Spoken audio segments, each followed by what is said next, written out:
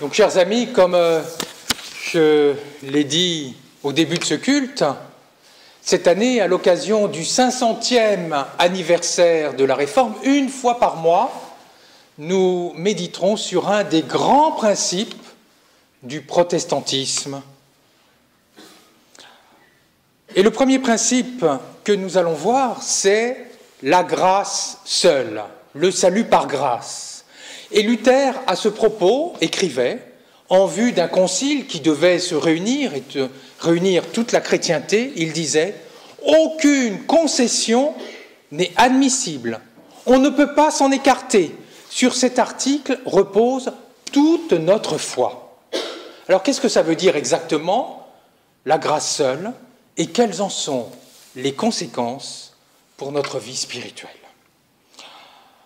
La grâce seule, autrement dit, le salut gratuit, c'est-à-dire être sauvé.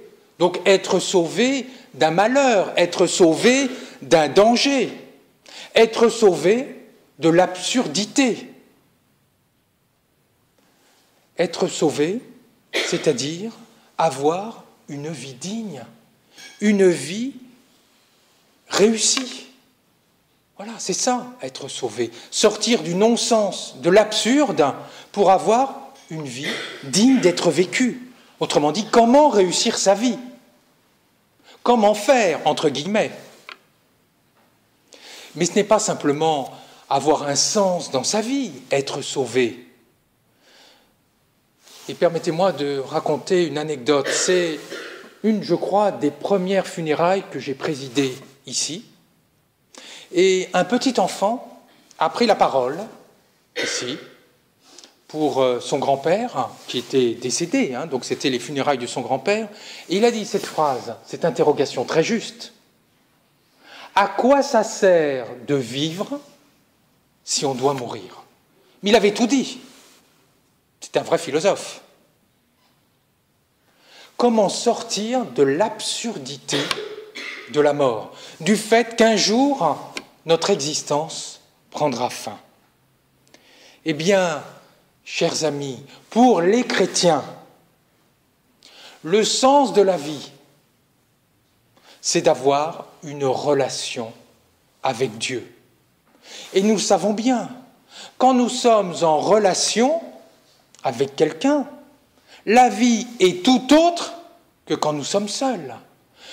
Que nous soyons en relation amoureuse, que nous soyons en relation avec des amis, que nous soyons en relation avec des parents, des enfants, la vie est tout autre quand nous sommes en relation. Elle est totalement différente, transfigurée. Et c'est ce que dit la première lecture. Je t'ai appelé par ton nom. C'est Dieu qui dit à chacun d'entre nous, je t'ai appelé par ton nom. C'est-à-dire, tu n'es pas quelqu'un d'anonyme. J'ai une relation personnelle avec toi. Nous ne sommes pas des anonymes. Et permettez-moi de prendre une comparaison. Quelle est la différence entre un animal de compagnie, une bête qui est élevée dans une ferme avec 1000 autres pour être abattue et mangée, et un animal sauvage? L'animal sauvage, dans la savane, personne ne va le pleurer quand il meurt. Un animal dans une ferme intensive qui va être abattu, personne ne va la pleurer. C'est un simple numéro.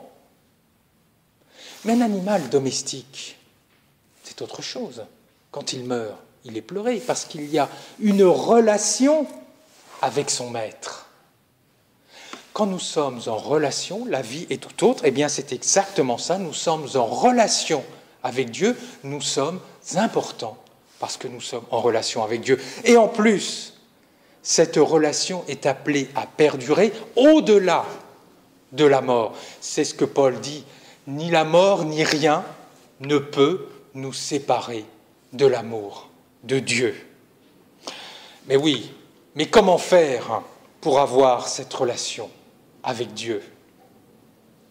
Parce que reconnaissons que nous sommes loin de Dieu, nous sommes exilés. Nous sommes comme un poisson en dehors de Dieu. Nous sommes coupés de Dieu. Nous sommes comme une eau stagnante, loin de la source. Nous sommes finalement loin de Dieu. Et c'est ça qui cause notre malheur et notre tristesse. Comme j'ai dit, le poisson qui est en dehors de son élément est malheureux. Eh bien, ce qu'a dit Luc dans cette troisième lecture, Jésus plutôt dans l'évangile de Luc, dans cette troisième lecture, c'est que c'est Dieu qui vient de son propre chef nouer une relation avec nous.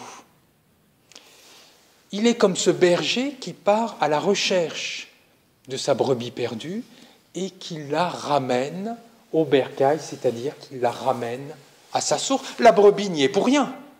C'est le berger qui a tout fait. Et c'est aussi la deuxième parabole. Dieu est comme cette femme qui vient chercher une pièce perdue et la ramener à sa source avec les autres pièces. La pièce y est pour rien, elle est totalement passive. Eh bien, c'est cela, la grâce seule. C'est que Dieu vient au-devant de nous pour nouer une relation avec nous qui est appelée à perdurer au-delà de la mort. C'est la première idée. Alors, quelles en sont les conséquences? D'abord, c'est difficile à accepter. Oui, c'est difficile parce que dans la culture ambiante, il faut faire, il faut travailler, il faut entreprendre, il faut réussir, il faut être productif, il faut réussir ses examens, réussir son travail, que sais-je. Il faut être dans le faire. Eh bien, ce principe de la grâce seule, de Dieu qui nous aime, c'est de manière inconditionnelle. Il n'y a rien à faire. Et d'autre part, c'est difficile à accepter parce que ça va contre notre amour-propre. Parce que finalement, on peut se dire, moi le premier, je suis quand même quelqu'un de pas si mal que ça. Je suis honnête, je ne vole pas, je ne tue pas, je rends quelques services, j'ai une famille bien, voilà, oui, tout ça c'est peut-être vrai. Mais n'empêche que ce n'est pas ça qui fait que tu vas mériter l'amour de Dieu. L'amour de Dieu, il est pour tous. L'amour propre en prend un coup. Et Luther, avec beaucoup d'humour, dit « Beaucoup de bonnes actions ne nous rapprochent pas de Dieu, et beaucoup de mauvaises actions ne nous éloignent pas de Dieu. » Et tac, l'amour propre en prend un coup. Tu as beau être quelqu'un de très bien, ce n'est pas ça qui va faire que tu mérites d'être aimé par Dieu.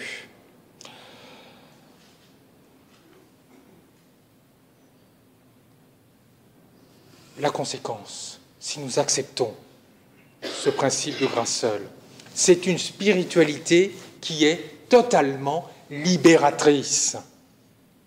Nous n'avons pas à avoir peur de Dieu. Dieu n'est pas quelqu'un de terrible. Luther avait peur de Dieu au départ.